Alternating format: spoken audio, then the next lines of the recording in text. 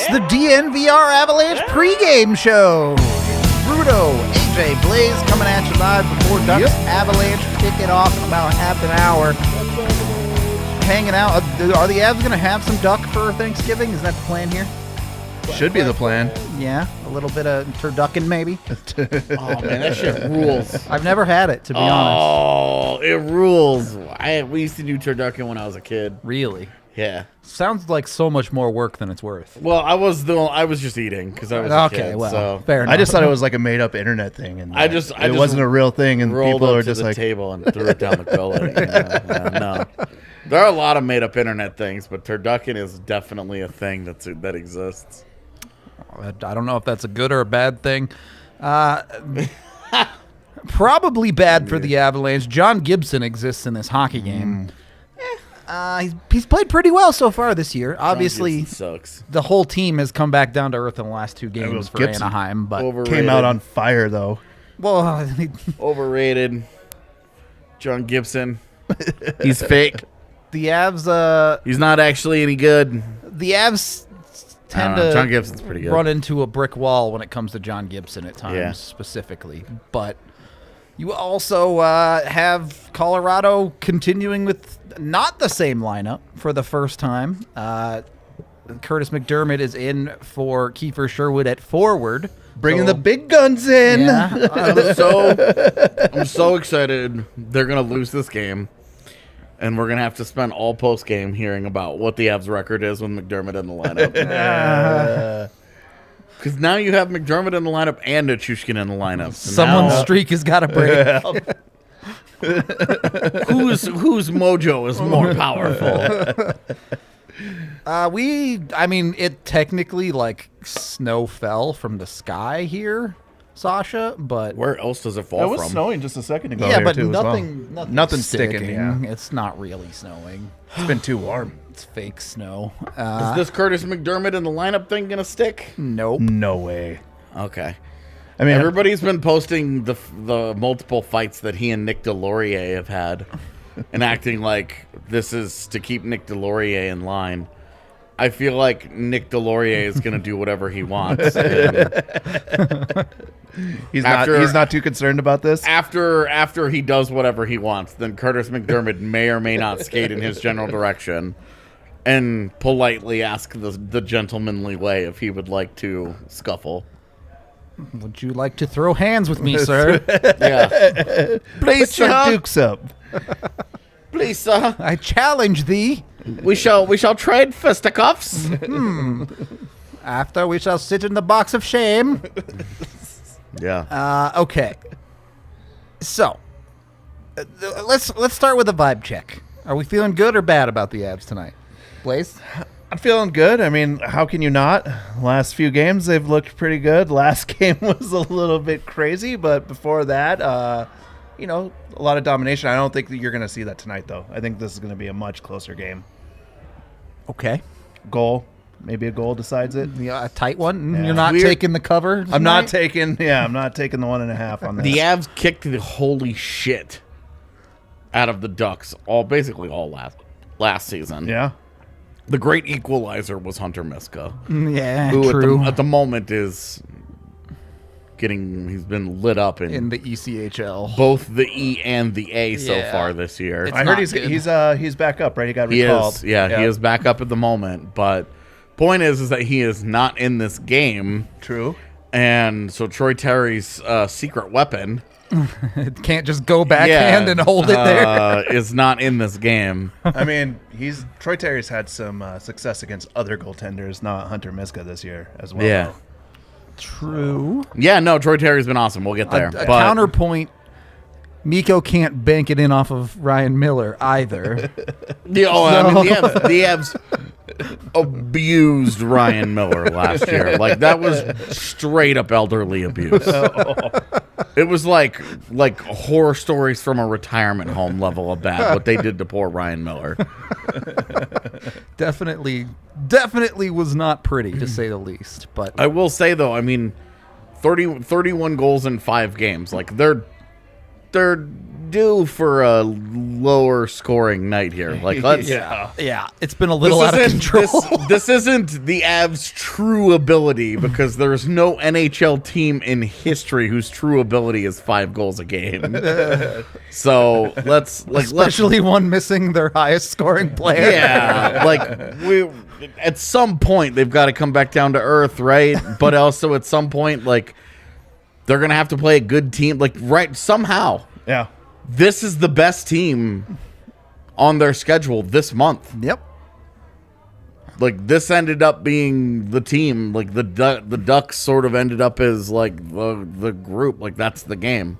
Yeah. And then, obviously, the division tilts this weekend are important because they're division. Yeah, but Dallas sucks. Yeah, but Dallas isn't very Yeah, good. don't And, take them lightly, though. Nashville's been pretty good. Yeah. So Nashville has been decent. Yeah. it's But interesting that this has become, like, maybe their biggest challenge of the month. marquee Like, matchup for the month. yeah, right. Like the Nashville game has the same way the Mello and Denver factor happens. Like, yeah, but they're also, the Avs are on a Sega Baba. It's true, with but travel, and I don't know what Nashville's doing Friday night. If EJ's in the lineup, I don't think the Avs lose to Nashville ever. I don't. EJ just won't allow it. I think. I don't know, man.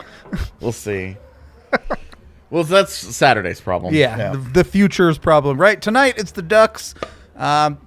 Look, on paper, even with the guys the Avs are missing, the Avs are probably still the better team. Oh, I think they definitely on paper are Odds still are, the better yeah. team. Odds are on the Particularly when you look at the defenses, I don't think it's particularly close. Anaheim's defense has played over their head this year. So you've gotten an unbelievable year out of Kevin Shattenkirk running a power play. Yep. So you have to be very disciplined tonight. There can't be throwing away offensive zone penalties, and just being like, okay, well, I guess we'll just kill it.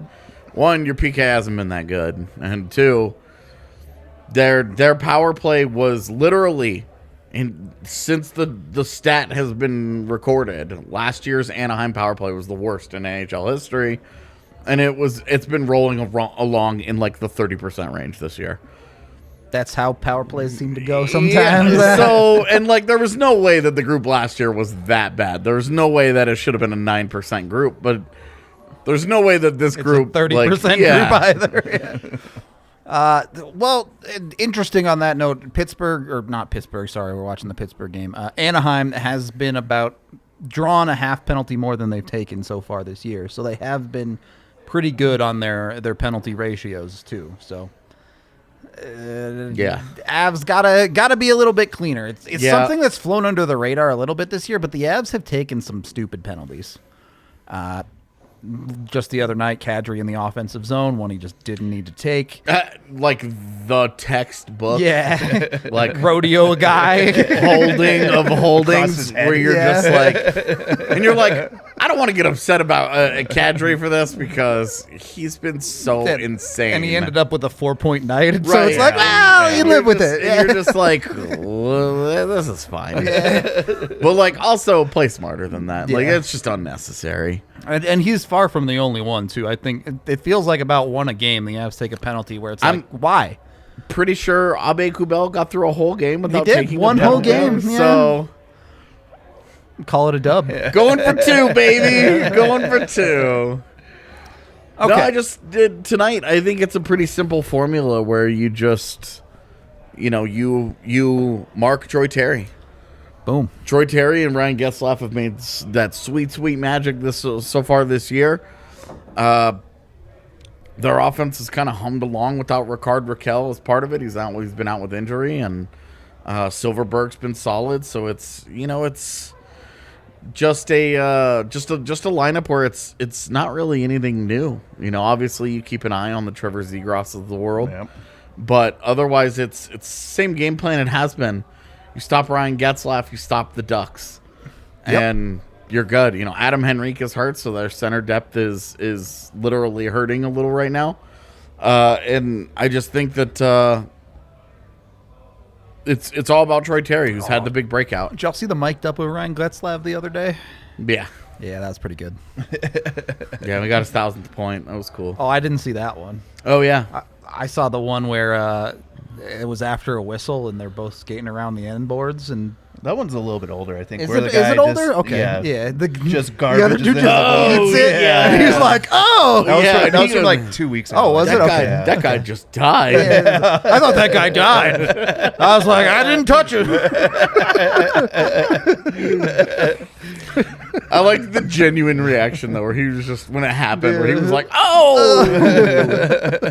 Skates off. It's nice to know because everybody in the building Did just the always, exact same thing. anytime Yeah. something like that happens, every person that's watching the game just, oh, just everybody makes that noise. And Well, and it's- if you're not paying attention too, you're like, did Getzlaf just dump that guy in the corner of the Yeah. whistle? he skates by and you're like, something happened over there. Like, All right, so let's get to the Colorado kid here in Troy Terry. Then. Yes. Look, who's hotter right now? Troy Terry or Nazem Kadri? Nazem Kadri is fourth in the NHL in scoring, and has done it in I think 6 games. Well, yeah. What is his point streak last night? Oh, not last night. But 9. He's in a 9-game point streak, Yeah, he which is- leads the NHL. 12 points in his last 6 games. Yeah, Like, he's just. it It's might be been- more than that actually. I think. It's been totally unhinged. It's ridiculous, man. And Troy Terry went 0 for 0 for 0 last game for him. So I don't understand the last part of that comment, but thank you, Travis, for the super chat. Much appreciated. Hope you enjoyed the road trip. Yeah, it was awesome to meet, awesome to hang out. I've got the hat in my car. Yeah, we've been drinking the whiskey as Yeah, best it's- we can manage. yeah. Some of us have enjoyed the whiskey, and Rudo has just tolerated it because I've enjoyed it. very I have much. too. It's good. It's awesome. Oh. It's good whiskey. It's good. It's good whiskey, but I can't do shots of whiskey. I just can't. All right, So so sipping whiskey. so Kadri hotter, yes, but is Huge this breakout for Troy Terry, right? and like who is Troy Terry literally, really? like game changing for the Ducks. Are we discovering the guy that everybody thought Troy Terry could be? Is it I finally mean- here? I mean, I've always been a big doubter, but I will say this is broken. Like Yeah. every year there are guys who hum along at point per game-ish paces for like 20 games, and then the fall off starts to happen, and you know 20 he has 22 points in 20 games, and then he's got 27 points in 30 games, and then he's got 35, 34 and 50. points in I don't know. 40 I think- games, and then it just slowly starts, and then he ends up with a 50-ish point season, and you're like, that's great. Had you told him before the season Yeah. that they were going to get that out of Troy Terry, you are so over the moon about that. And I think that's like likely a scenario that feels like where it's headed, while giving him credit, but also not believing that he's now Patrick Kane. He's not a 28% shooter. So it's, I think a great breakout for him as the local guy. We've always rooted for him. Had one of the all-time great DU careers. Yeah. Shootout king in the World Juniors. Yeah. I mean, just lots of great memories in that career, and now he's actually doing something at the NHL level that's meaningful, and it's a game changer for the Ducks, because getting a top 6 guy like that. I mean, how many forwards, especially, do they have in their system that Yeah. just have not lived up to the hype? Yeah, and even getting decent NHLers out of guys like Isaac Lundestrom, big step forward. You know, they sent Mason McTavish back to the OHL. Yep. Gave him a couple of games. Well, they have they have Sam Steele. They still. Well, and Max Jones is still Yep. hanging out. Like they've really struggled to get like Quality impact NHL production. Yeah. impact players here out of a lot of high picks that they've made. Yep. So getting a legit top 6 guy out of Troy Terry is a big win for them, and he needs to keep it up, obviously. But it sure makes Getzlaf's decision to stay one more year in Anaheim look a lot smarter than it did when he did it. where it was just like, this dude's just too comfortable, and he's won a cup, so he doesn't give a shit about doing it again. He's 100% about the lifestyle at this point. Yeah. And I couldn't stand Ryan Getzlaf last year because it was all cheap shit. Yeah. It was all like he lurked in the shadows all game. Nothing happened. And then it would be in the last 8 minutes of the game. The game has been decided. The Avs have blown out the Ducks. They have swallowed them up, whooped that ass. And then Ryan Getzlaf would start some static and then let his teammates stick up for him because he's the old guy. And if he gets involved, his bones will go to dust. So it was frustrating to watch Getzlaf this year. And it's nice to actually see him be a hockey player. Yeah, like refocusing back on playing hockey and setting a positive tone for that franchise for them to move forward. Because last year I was like, this is some seriously toxic shit. All right. I have a question for you. We're drifting into a conspiracy theory here a little bit, but I don't know if he can tie his shoes. I don't know that either, but my father is convinced that Ryan Getzlaf is a serial killer. The Zodiac Killer? I was going to say. No, we know who that is now. Too young. He can't be the Zodiac Killer because they figured it out. Has Ryan Getzlaf killed a man? Yes or no? No. Yes. Absolutely. You look at the darkness behind those eyes. That's exactly what my dad says. You look at his, you stare into his eyes, and you're like, that's the stare of a murderer. It's like looking into the eye of a horse, okay? There's no soul there. There's no soul. He's just a competitor. It's just darkness back there. Just waiting for the sweet release of death. That's hilarious. All right.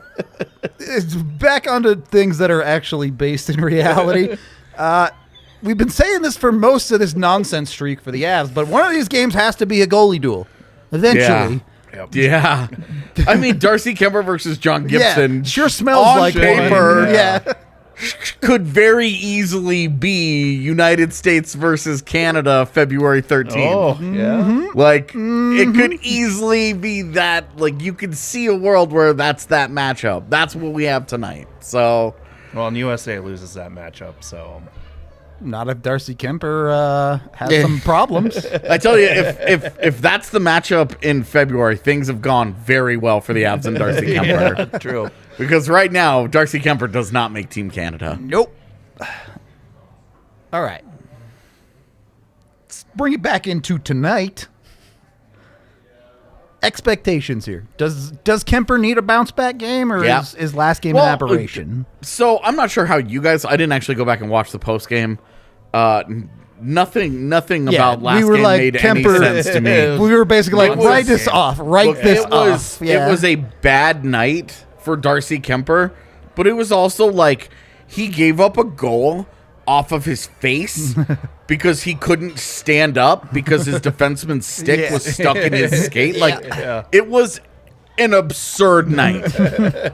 Like Zach Sanford had the second greatest night of his life. Maybe I don't know which hat trick was better in his eyes.